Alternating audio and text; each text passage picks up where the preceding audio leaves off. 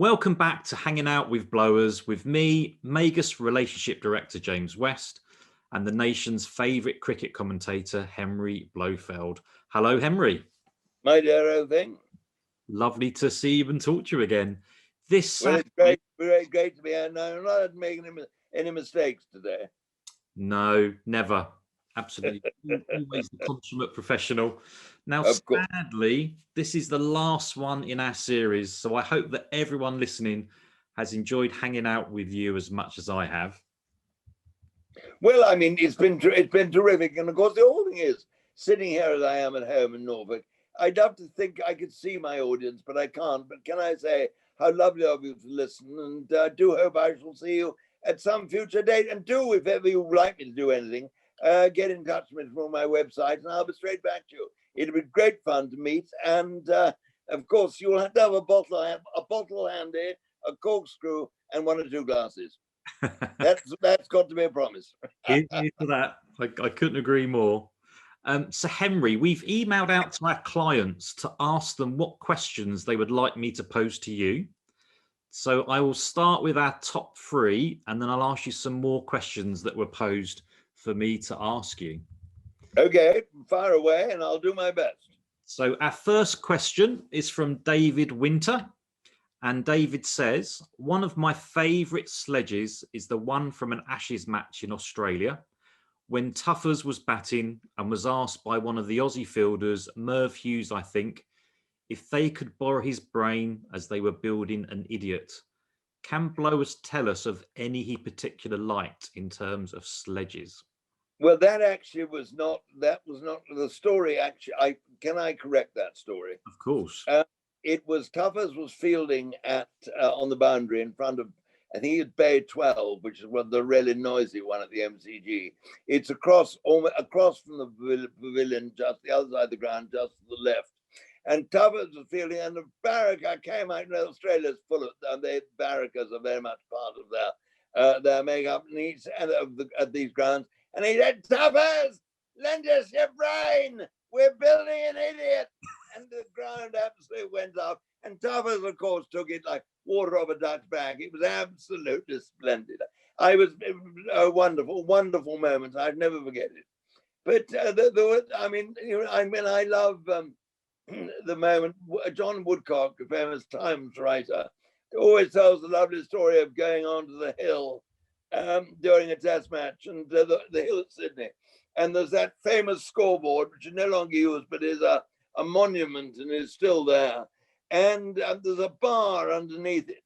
And when you buy the drinks, you actually then had to go up some steps to watch the cricket, because it was underground, not underground, but it was sort of behind the mound of the hill. And one day England were fielding, and a chap came up and he yelled, looked like he yelled out and said, bring on Bailey. And so the crowd yelled out and said, Bailey's bowling. Well, he said, bring him on at the other end then. All these lovely sort of things. And then, of course, you've got the lovely one about Warne, haven't you? When Warne went out to bat, and one of them said to him, Warne, you're getting a bit fat, aren't you? He said, yes, he said, every time I go and see your wife, he said, she gives me a chocolate biscuit. But then, and I think that's as far as I will go in that direction. But but then when it's humorous, I don't mind. I think it's lovely.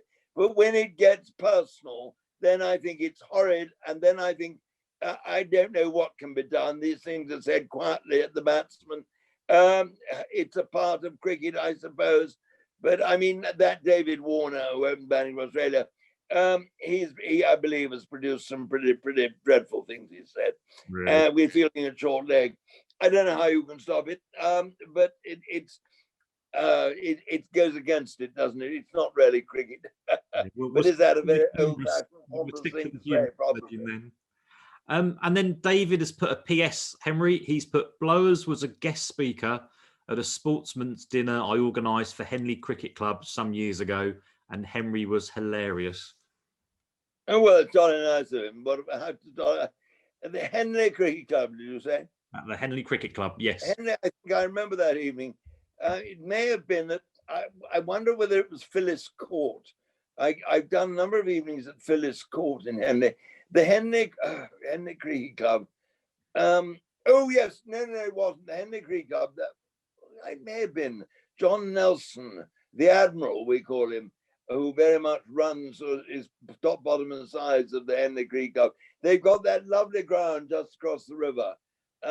When you come in, just before you go over the bridge, you see it there on the right. It's a most lovely ground, and the brewery, Breakspear, is it? I can't remember. And it's a wonderful place, Henley. Good memory. Even if they're all wet bobbers and rowers rather than cricketers who go there. And that second question is from Millie Wallace. And Millie's question is, do you share any similarities with dastardly Ernest Blofeld, the James Bond baddie with the white cat? Ernst Stavro Blofeld. I don't think I do. I haven't got any white pussies anyway. That's absolutely for sure. I don't stroke them either. Well, because Ian Fleming my father knew each other, and they met because my mother was a friend of Peter Fleming, who was Ian's oldest brother, and my mother and father used to go and stay with Peter, and who married that wonderful actress, and who played in that extraordinary wartime film, Brief Encounter, with Trevor Howard. Celia Johnson was her name. That was it. I was searching for it. Peter married Celia Johnson, and my parents met Ian then. And of course, he used our name, and Blofeld. He pinched it because we're really just about the only family of that name, and in England. And so there we are. It was I got to know Ian Fleming actually reasonably, well, not reasonably well, but just a bit. Although he was much older, he's my father's age, but he belonged to a club in London in St James's Street, an old-fashioned gents club, and which I belonged to. And I became a member when I was 19. He became a member when he was, 50? And we were new boys at the same time. And we met in the bar. I remember going in one day and telling us, I told a couple of stories. And it was almost the first time I went in as a member, and didn't think anything of it. Went back again about 3 weeks later, and was also in the bar. And this chap came up to me and introduced himself as Ian Fleming. And I thought, aha, I know who you are. And said, have you got any more good stories? And I had got one, told it to him, laughed. And we sat at the same table, the big table upstairs in the dining room for lunch, and talked. And whenever I was in the club and he was there, we would talk, sometimes had lunch or even dinner together. And he knew I was getting married for the first time. Well, no, he didn't know I was getting married for the first time, but then nor did I. That was in 1961. And he knew I was going out to Jamaica, to Ocherias, to the Jamaica Inn for honeymoon, and asked us to, and said, I will see you there, I hope.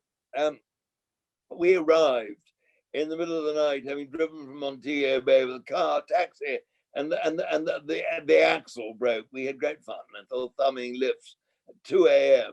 But we eventually got to Jamaica Inn, which was wonderfully comfortable, a marvelous hotel, and found a letter from Ian saying, "Will we come and have lunch in about 3 days' time?" And I rang up next day and said, "Yippee, of course we will." And we went to lunch, and a car came. He sent a car. And Golden Eye at Oricabessa, the banana port, which is just up the road. And it was the banana port where that Calypso Belafonte, Deo, first saw the light of daylight come and I want to go home. And anyhow, he had this one-story house which he built. It's a fairly ghastly house. Now it's much improved, and it's become a sort of international wedding center. I mean, all the stars go there and get married. And but then it was very, very sort of fundamental. And there was a cliff you had to climb down to the sea. It was rather uncomfortable. You probably broke your leg on the way, that sort of thing. But there was a lunch party in the garden for about 20 people. And I remember Ian saying to me outside the front door in the morning before lunch, drinking what I can only describe as an infernally strong rum punch, which he mixed. He had his own special mixture, and my God, it was strong, but it was very good, terribly good. I mean, unbelievable. Anyway, he said, I don't think I ever told you how Ernst Stavro came into being, did I? And I said, no, you didn't. And I didn't like to ask. He said, well, I was dining at home one night, which he didn't often do. And he lived on the Chelsea embankment. And he said, after dinner, he said, I started to write a book that became published as Thunderball. And very early on, I wanted the name of an evil man. And he said, I scratched my head quite a bit. I couldn't think of one. Went to bed and still scratched my head, which isn't always the best way of getting to sleep, scratching your head. And woke up in the morning, no luck. And he said, I got a taxi to my club in St. James's about 11:30. And when I got there, I sank gratefully into a leather armchair and reached for the membership list and started to look through it, looking for the name of a baddie. And he said, when I got to the B's, he said, I was gobsmacked by a phalanx of 3 Blofelds. And he said in his own words, he said, I slammed the book shut, gave a yelp of delight, ordered a pint of champagne, and never looked back. So that's how Ernst Stavro came into being. And just at that lunch was Noel Coward, and whom I also got to know. And my first wife and I went to dinner with him at his little house at Oricabessa, Firefly Hill. Not Oricabessa, that's where he lived, at Port Maria, down the coast. And Firefly Hill, a house for one person, 1 bedroom, one everything. And it's very simple, swimming pool, dining room was the only big room. And in it was all the Bechstein Grand, on which he said he composed most of his music. And I remember Lynn Fontaine, the actress, was there, and 1 or 2 of his men friends. And say no more, speak no evil. And I think I shouldn't say that really, but I have. And anyway, we had an extraordinary evening. And at the end of dinner, I remember Noel pushing back his chair. He's wearing a pale, faded pink coat, almost linen coat, and he pushed his chair. I can hear it squeaking now against the floorboards. And went and sat. And he had that's right. He had a cigarette and a cigarette holder, which he took out and he put it down on a gold ashtray on the body of the piano and sat at the keyboard and played and sang Mad Dogs and Englishmen, Don't Put Your Daughter on the Stage, Mrs. Worthington, and the Stately Homes of England. And it doesn't get much better than that. Wow. What a brilliant answer. That is a fantastic question by Millie. And our third question is from Trevor Millard. And Trevor's question is, please can you tell us who you like best in the Marigold Hotel series that you took part in and why? Who did I like best? Oh, my great friend. I made three really good friends on that trip. My great friend is Paul Chuckle, who one of the Chuckle brothers, and he and I have become, and his wife Sue and my wife Valeria, have become tremendous friends. And Paul's brother Barry, who was the other of the Chuckle brothers, departed this life very sadly about a year before we made that. And he and I, Paul and I, we just could be doing a sort of sort of two-man show together as the odd couple, which I think Wonderful. We probably are, by the way, which would be rather fun. But obviously with lockdown and all that, it's very much on hold at the moment. Although we've done our first sort of conversations together, and Paul's a terrific friend. But my other 2 great friends, Susie Blake, who was Coronation Street, was lovely, great friend, super fun, and also Barbara Dixon, the Scottish singer, and she was terrific. And we all 3 of us keep in touch, and it's great fun. And they were my main sort of pals. And it was great fun, a terrific experience, very hard work. We were at it. You were up at 6:30 in the morning, really, and you didn't get to bed till 10 at night or away from the microphone. You had live microphone put on at 7. It really was quite tough. And you did about 4 different things a day, 2 or 3 of you, and a lot of traveling, and terrific fun though. And goodness, and the sad thing is, I'd love to do it again or do something of that sort again. But I hope I'm not too old. We'll have to keep my fingers crossed. Well, they definitely need a repeat. I remember watching that on telly. That was a wonderful series. Well, it was fun. Good. So here are some more questions that we've had from our clients. So the first one, what is the best individual batting and the best individual bowling performances that you have commentated on? The best bowling really was Bob Willis, I think, at Headingley. And when he bowled, he took 843, he bowled Australia out for 111, was it? And we won by 18 runs in 1981. After both of them, we were a long way behind on the first innings, more over 200. Both of them hit 149 not out. And Dilly made 50, going in number 9. And it was an extraordinary match. But Willis 8 for 43. And I was on the air when he removed Ray Bright's middle stump the last wicket. And yeah, I think that was, it was arguably as good a piece of bowling.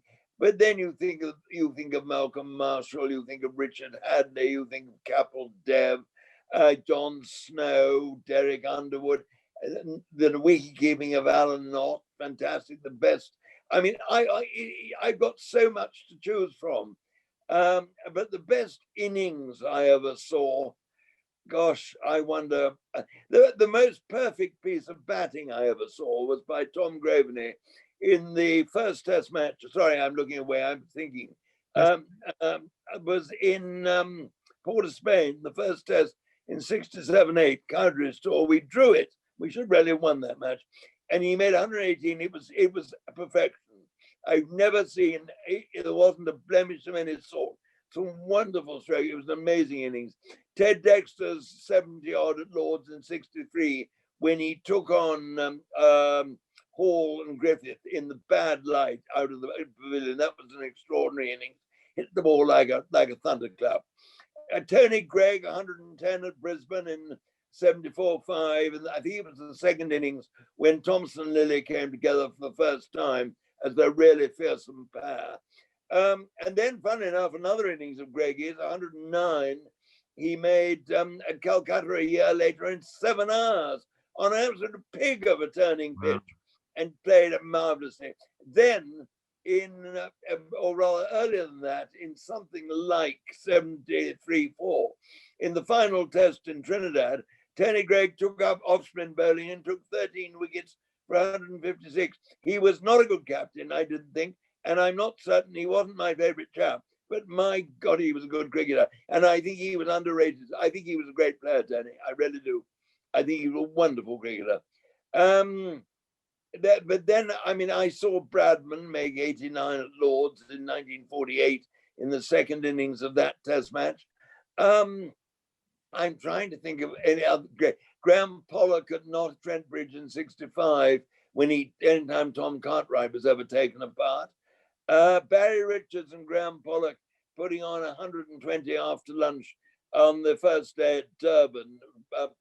Barry Richards only played 4 Test matches, and that was one of them. Played that series against Australia, which South Africa won 4-0. And Pollock I think went on their double 100. I can't remember how many Richards got, 140.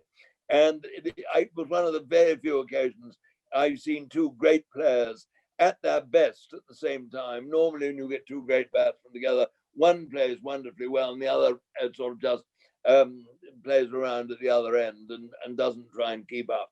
But this time, there they were, blow for blow.